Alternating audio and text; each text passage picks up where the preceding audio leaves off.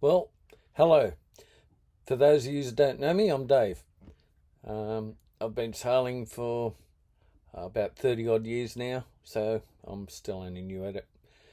I've had trailer sailors, I've had a little Southern Cross, I've had a couple of keel boats, just small keel boats. I've had one big one, a 68 footer. But most of my stuff was all small. I'd love being able to do 100 kilometres an hour in a yacht down the freeway. Anyhow, life's moved on. I'm not getting any younger, and those masts are getting harder and harder to put up each time I'd put one up. So I decided it was time to get one that had a mast up the whole time. We looked around Sydney and went and had a look at a lot of yachts. Nothing that really tickled our fancy. We went to Paynesville and I found a absolutely gorgeous Jarcan 10.5. Definitely in my price range, and I was quite happy with it. Unfortunately, there is another half to me, and she believed that a centre cockpit made it feel like a coffin. It was just too far down and not beamy enough. So on our way to go and have a look at a 42 footer, we stopped off at the Yarra River and had a look at a boat that I was out of my price range, but what the hell, we'll just go and have a look anyway. We walked up, we found our Beneteau 375 first, built back in 87, and my wife looked inside the companionway and went, this is it, nothing with a beam any smaller. And I didn't want a boat that was any longer, because I single hand a lot of the time, so I don't want something that was too big, hence the 35 footer I was looking at. Anyhow, we had a look and we thought, oh, this looks alright. So we got a survey done, and the survey come up trumps. I do need to do a rudder bearing at some stage. Life's like that. And also it needs a new all-round white light up on the top of the mast. I think it's blown a globe. We've got a globe sitting here, but we just haven't had the weather when I'm down here to go up the mast. It's either blowing 30 or 40 knots or it's pouring rain. Today, yeah, it's a bit of both, but not too bad in the wind. Anyhow, I've got little bits and pieces of footage that I'm going to add on to this, and hopefully this is the first issue of a video that I'm actually going to send out on my travels around the place. I'm extremely happy with the boat. We've had a few things that we had to sort out. I've put a new B&G radio in here with AIS. I'm waiting on my new radar to turn up from Tasmania, because that was the only one that they had floating around from Whitworth's. I'm actually putting I'll show a bit of footage. I'm putting radar on. I'm also waiting for the bracket, but that's another supplier, and also my chart plotter. I'm waiting for a pod for my chart plotter, so I'm sort of stuck at the moment on what I can do and what I can't do. But I've basically got everything there. I've gone through the rigmarole of actually registering it as an Australian ship, which was, even though a bit of a kerfuffle to do, the people that I actually deal with at AMSA were fantastic. They'd ring me up and they'd say, here, do this, do that, do this, do that. And you were still jumping through hoops, but they were nice easy hoops because that's the way that they made it. So my Australian ship registration is now done. So when we're finished buggerising around, going up and down the coast or whatever we're doing, if we want to go offshore, we're open to just clearing customs and tearing off to wherever we want to go. My main objective is to do coastal cruising.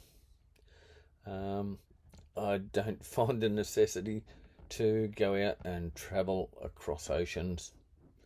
There's nothing to see in the middle of the ocean. I want to see coastal. But if I run out of coast here, then I'll zoom across to the nearest next coast and I'll look around that.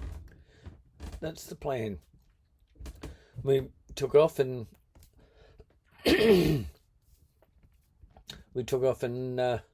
got our new dinghy, which I'm really happy with. It's a little Highfield, and we got a brand new 9.9 Suzuki on that. I took it out to a lake out near home because I live out in the Goldfields of Victoria, and I run it in out there. So I'm really pleased with that. As opposed to most of these yachting channels, I pay full retail for everything. I don't get anything for nothing. So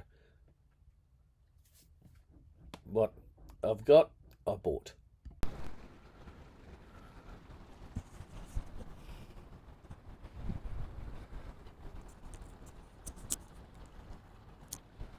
Hi guys, what am I doing here?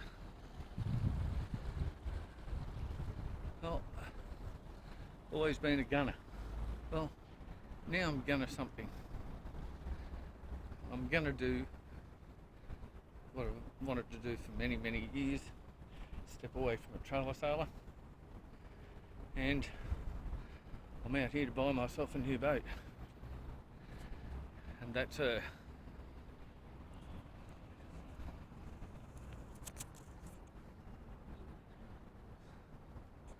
I'm looking at a Beneteau.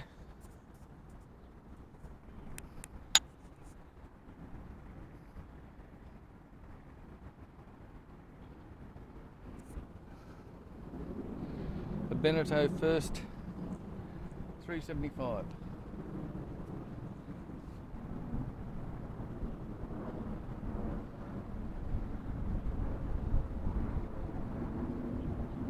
Yep. I think this girl will do everything that I want to do. She's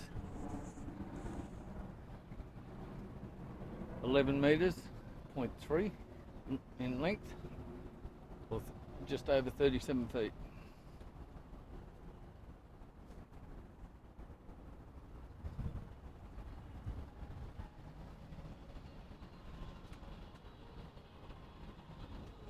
So we're going to move her from here shortly and take her over and put her in a different slip, where tomorrow morning she'll come out for a survey and maybe just a little bit of a tidy up on her bum. She's just starting to get a few weeds growing on her.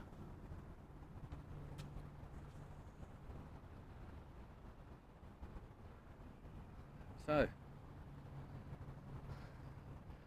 it's taken me 61 years, and I never ever thought that I'd say that's my Beneteau, but it looks like that's my Beneteau.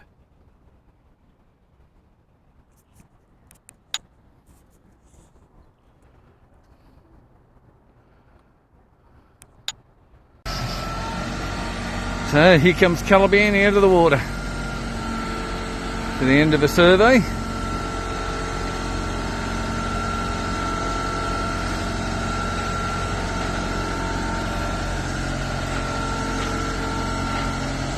They're reasonably clean under there. My last yacht, when I pulled it out, had another ecosystem.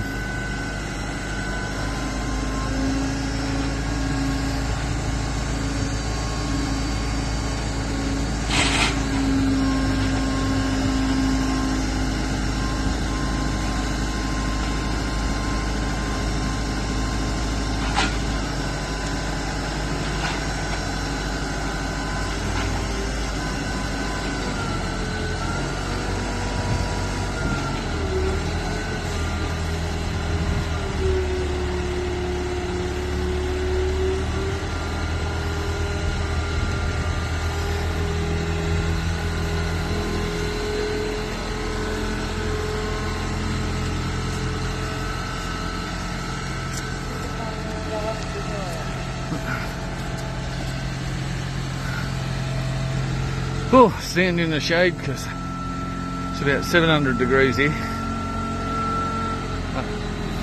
I was just saying to the camera that it's a bit different to the last one we pulled out that had its own ecosystem on the bottom.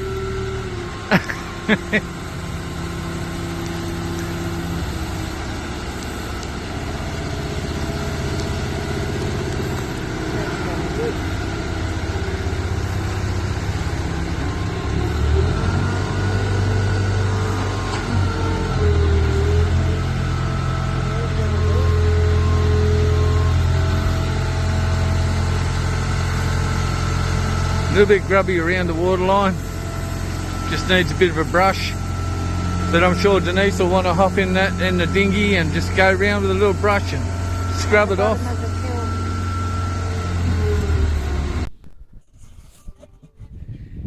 Here we are, we're at Caliban's new home. She's tied up with the jetty here.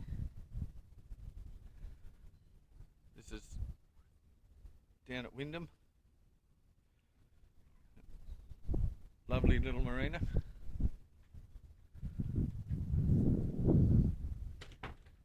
And we're here. We have arrived.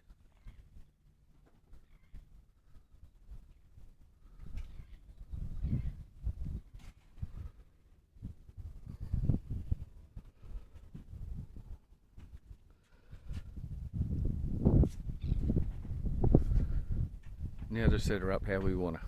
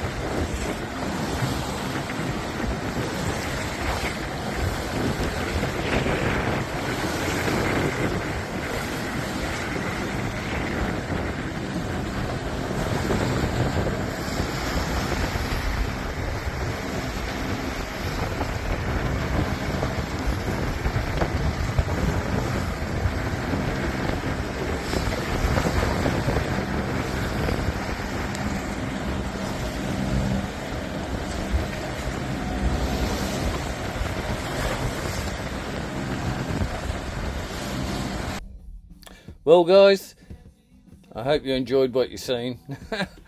Anyhow, if you didn't, well, you didn't. But I hope you did. Anyhow, the last lot of photos there were actually from the ad itself for this vessel. Yeah, so I'll see you next time. Until then, stay afloat.